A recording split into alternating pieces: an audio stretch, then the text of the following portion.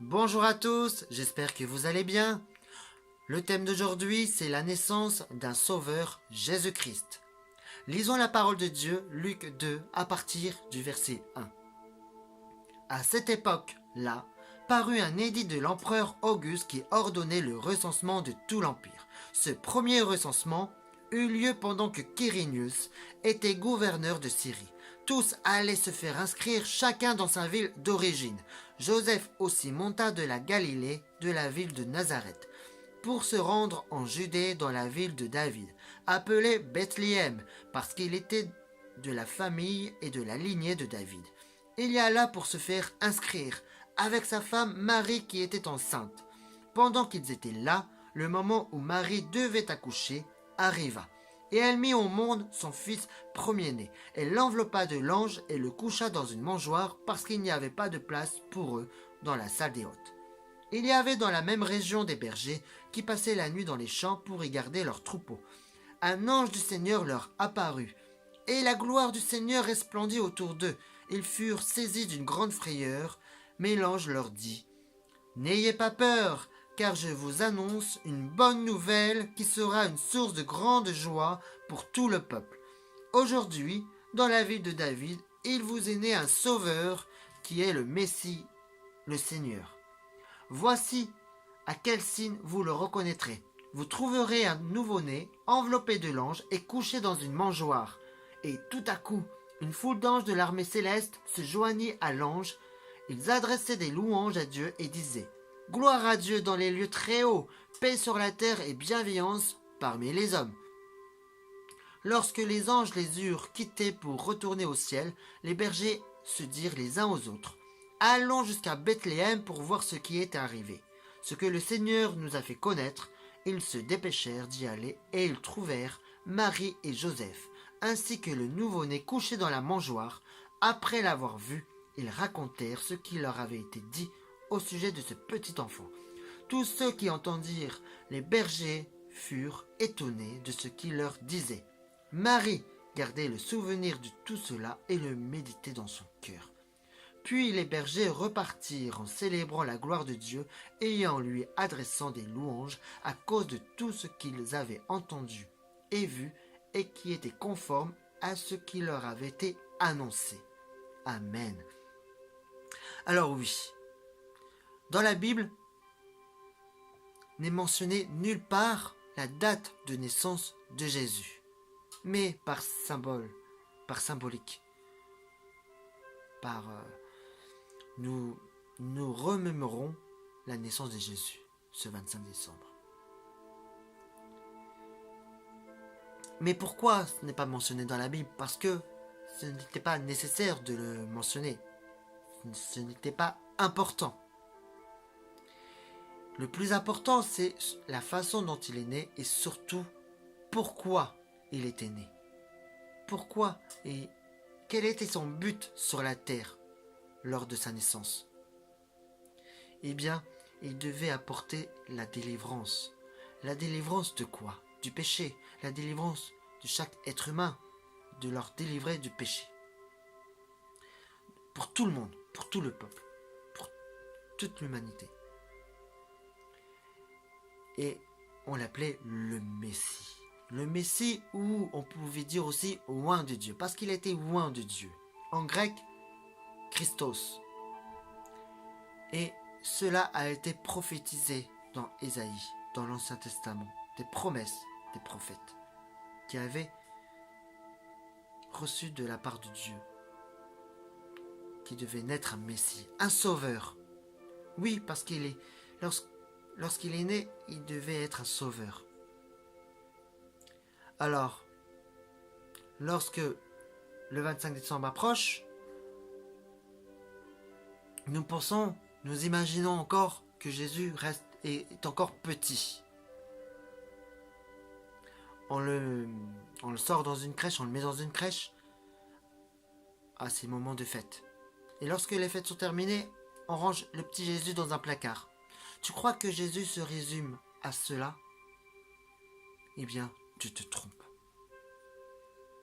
Jésus ne se résume pas à cela. Parce que ce petit Jésus a bien grandi depuis, puisqu'à l'âge de 33 ans, il a donné sa vie, que ce soit pour toi comme pour moi, pour toute l'humanité entière. Il a offert sa vie gratuitement.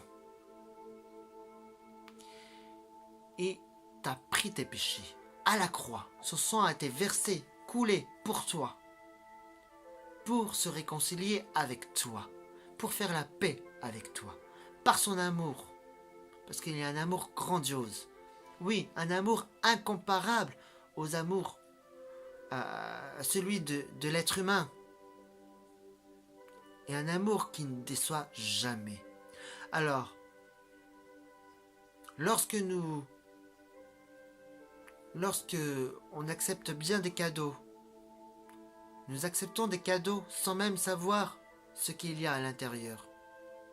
Sache que tu peux accepter Jésus comme un cadeau.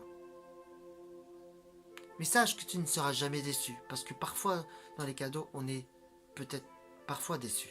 Mais sache que Jésus ne déçoit jamais. On est même surpris de l'amour qu'il peut porter sur nous, de sa bonté qu'il peut nous porter. Alors, après je ne te connais pas, je ne connais pas ta vie, mais peut-être que tu es seul, tu n'as pas de famille, tu te retrouves seul, déprimé un soir de Noël, en ces jours de fête de fin d'année. Parce que c'est le mois où les gens où ils sont seuls, déprimés, et ils se suicident. Alors sache que Jésus t'aime et il t'aimera toujours. Et sache que tu n'es pas seul, Jésus est avec toi. Profites-en pour lire la Bible. Et la Bible, c'est le meilleur, the best-seller, le meilleur livre de toute l'histoire. Mais lis par amour pour Jésus-Christ. Lis avec que Jésus se révèle à toi. Prie avant pour que Jésus puisse se révéler à toi. Ouvre ton cœur à Jésus. Dis ce que tu ressens. Et Jésus, tu peux l'accepter, même un soir de Noël. Ça peut être ton cadeau de Noël. Et c'est le plus beau cadeau qui puisse t'arriver. Alors tu peux faire cette prière dans ton cœur. Parce que Jésus, c'est une relation qu'on bâtit de cœur à cœur. Tout simplement. Il voit tout. Il sait tout ce qui se passe. Il connaît ton cœur. Il regarde ton cœur. Il ne regarde pas l'apparence. Peu importe. Et peu importe ce que tu as fait dans ton passé, il t'aime, il t'aimera. On peut avoir honte de son passé. Mais Jésus n'a pas honte de toi. N'a pas honte de ton passé. Ton passé, c'est du passé. Vis au présent pour se plonger au futur. Alors, tu peux faire cette prière avec moi. Seigneur Jésus, je me suis éloigné de toi. J'ai fait ce qui est mal à tes yeux. Je te demande pardon pour mes égarements. Je te demande pardon pour mes péchés, mes iniquités. Seigneur Jésus, aujourd'hui, je t'ouvre mon cœur. Aujourd'hui, je reconnais que tu es mon Seigneur et mon Sauveur. Merci pour ton immense amour qui est incomparable. Alors Seigneur Jésus, je vais faire la paix avec toi, me réconcilier avec toi. Merci Seigneur Jésus pour cette paix que tu m'accordes. Au nom de Jésus. Amen. Profites-en pour faire la paix avec ton Créateur, la paix avec Jésus-Christ. Parce que la mort ne prévient pas. On doit faire un choix sur cette terre.